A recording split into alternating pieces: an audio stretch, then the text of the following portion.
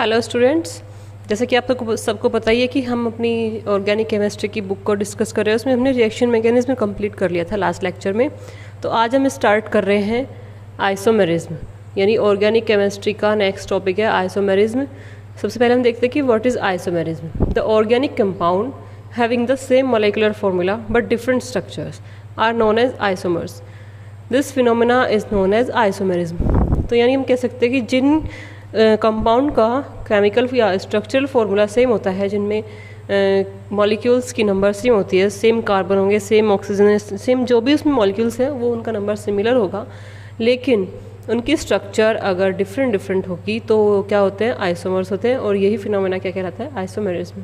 In other words, the organic compounds having the same molecular formula but different arrangement of carbon atoms in them are known as isomers. इसका example हम ले सकते हैं alcohol and ketones, alcohol and ethers में, यानी उनमें क्या होता है, सेम नंबर ऑफ कार्बन वाला ईथर ले लेंगे और सेम नंबर ऑफ कार्बन का अल्कोहल ले लेंगे, तो ये दोनों क्या शो करते हैं, आइसोमेरिज्म शो करते हैं। एग्जांपल्स हम आगे भी डिस्कस करेंगे, अभी देख लेते हैं क्लासिफिकेशन ऑफ आइसोमेरिज्म। तो आइसोमेरिज्म अगर क्लासिफिकेशन देखें तो हम इसको दो पार्ट्स में डिवाइड करते हैं। First is structural isomerism, second one is stereo isomerism. Structural isomerism further divided into 6 groups and stereo isomerism is divided into 2 groups।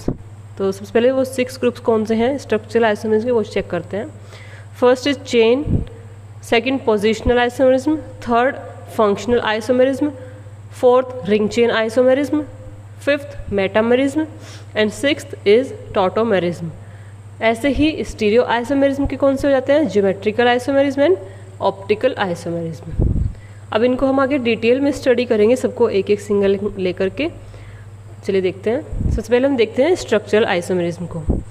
This type of isomerism is classified into 6 types, जो हम पहले ही discuss कर चुके हैं। वो 6 type कौन कौन से हैं, chain, positional, functional, ring chain, metamerism and tautomerism. फिर उसके बाद आता है chain isomerism in detail. The same molecular formula represents 2 or more compounds. It differs in the nature of carbon chain. Examples का है C4H10 यानी ब्यूटेन। सबसे पहले हम इसको देख लेते हैं कि ये है क्या, यानी एक ऐसा मोलिकुलर फॉर्मूला जो 2 या 2 से ज़्यादा कंपाउंड्स को शो करे यानी रिप्रेजेंट करे, तो वो चेन आइसोमेरिज्म शो करता है। जैसे अगर हमें पता है कि कार्बन की प्रॉपर्टी होती है कैटिनेशन की, वो चेन बनाती है आपस में, मतलब काफ़ी सारे कार्बन नंबर ऑफ बनाते हैं चेन लाइक स्ट्रक्चर, तो उसमें इसकी इसी प्रॉपर्टी के आधार पर इसमें ये आइसोमेरिज्म शो होता है। जैसे ब्यूटेन है, अगर वो सिंपल एक लॉन्ग चेन की फॉर्म में जुड़े होते हैं तो वो 4 कार्बन की चेन बनाते हैं, लेकिन अगर उसको ब्रांच फॉर्म में हम जोड़ दें, यानी उसका एक methyl group as a branch हम लगा दें, तो वो क्या बन जाता है, 2 मिथाइल प्रोपेन। यानी इसका एग्जाम्पल क्या है, butane has 2 isomers namely butane and 2 methyl propane. Butane को हम एन ब्यूटेन भी लिख सकते हैं, जो कि नॉर्मल ब्यूटेन एक चेन लाइक स्ट्रक्चर होता है। इसके बाद हमारा सेकंड आता है positional isomerism. The same molecular formula represents 2 और मोर कंपाउंड्स। इसमें भी सेम वही बात आएगी, यानी जो 2 या 2 से अधिक कंपाउंड को रिप्रेजेंट करेगा एक ही formula. It differs in the position of the same functional group, यानी कोई फंक्शनल ग्रुप अगर जुड़ा हुआ है कार्बन चेन से तो उसकी पोजीशन कहाँ है, यानी कौन से कार्बन से वो जुड़ा है, पहले कार्बन से जुड़ा है, दूसरे से जुड़ा है, तीसरे से, यानी उसके पोजीशन के बेसिस पे ये पोजिशनल आइसोमेरिज्म अराइज होता है। Example, butene has 2 isomers namely butene 1इन एंड ब्यूट 2इन। यानी हम इसमें देख सकते हैं, वैसे इसमें कोई फंक्शनल ग्रुप नहीं है, बट इसमें जो अनसैचुरेशन प्रेजेंट है इसके बेसिस पे हम पोजिशनल आइसोमेरिज्म को दिखा सकते हैं कि इसमें अनसैचुरेशन की जो पोजीशन है वो पहले फर्स्ट एंड सेकंड कार्बन के बीच में है, लेकिन यही अनसैचुरेशन फिर कहाँ पहुँच जाता है, थर्ड एंड फोर्थ कार्बन के बीच। तो इस बेसिस पे हम कह सकते हैं कि ब्यूटीन पोजिशनल आइसोमेरिज्म शो करेगा किसके साथ में, ब्यूट 2इन के साथ में। इसके बाद हमारा आता है next functional isomerism. The same molecular formula represents 2 और more compounds. It differs in the nature of functional group, यानी फंक्शनल ग्रुप के नेचर में जब चेंजेस आते हैं तो ये वाला आइसोमेरिज्म राइज होता है। इसका एग्जांपल है C3H6O2, यानी कोई ऐसा कंपाउंड जिसमें 3 कार्बन, 6 हाइड्रोजन और 2 ऑक्सीजन से मिलकर बना होता है, वो इन्हीं number of carbon and hydrogen and oxygen के साथ में अगर दूसरा फंक्शनल ग्रुप शो करे तो क्या कहलाता है, क्या होता है उसमें, फंक्शनल ग्रुप आइसोमेरिज्म।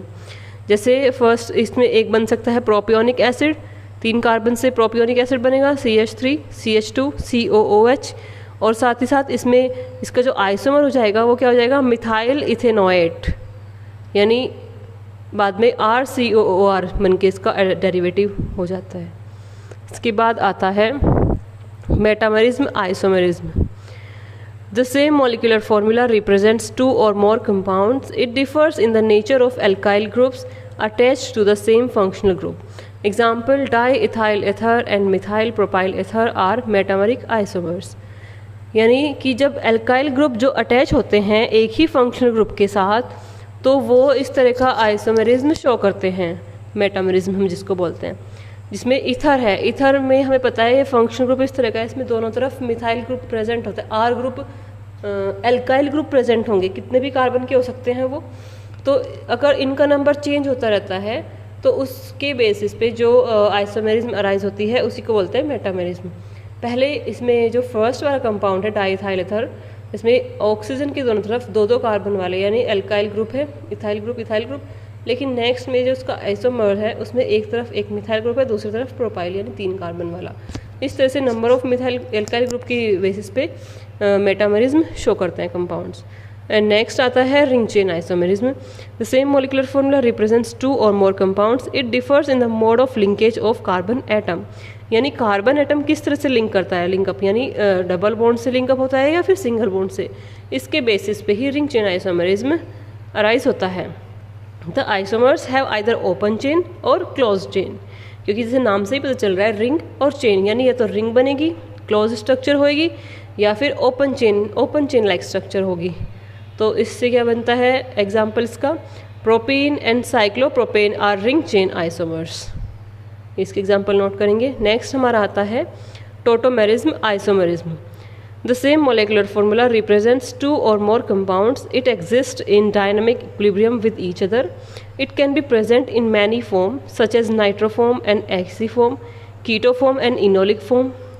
Examples का नाइट्रोइथेन एंड आइसोनाइट्रोइथेन आर टोटोमेरिक आइसोमेरिज्म। यानी जो टोटोमेरिज्म होता है वह डायनामिक इक्विलिब्रियम में होता है, यानी कि इसमें जो डबल बॉन्डेड जो कंपाउंड डबल बॉन्ड बनाने के कैपेबल होते हैं जनरली उन्हीं में ये आइसोमेरिज्म शो होता है। इसमें एक बार डबल बॉन्ड का जो है डीलोकलाइजेशन होता है, वह उसकी शिफ्टिंग चलती रहती है और वह डायनामिक इक्विलिब्रियम में होता है। तो इसके एग्जाम्पल से अगर आप देखेंगे तो आपको इजीली समझ आ जाएगा। इसका एग्जाम्पल नोट करेंगे, नाइट्रोइथेन एंड आइसोनाइट्रोइथेन आर टोटोमेरिक आइसोमर्स। तो स्टूडेंट्स ये थे हमारे स्ट्रक्चरल आइसोमेरिज्म, इनको आप यहीं तक नोट करेंगे। इसके बाद हम नेक्स्ट वीडियो में अपना स्टीरियो आइसोमेरिज्म स्टार्ट करेंगे, तब तक के लिए आप इतना नोट करेंगे। Thank you.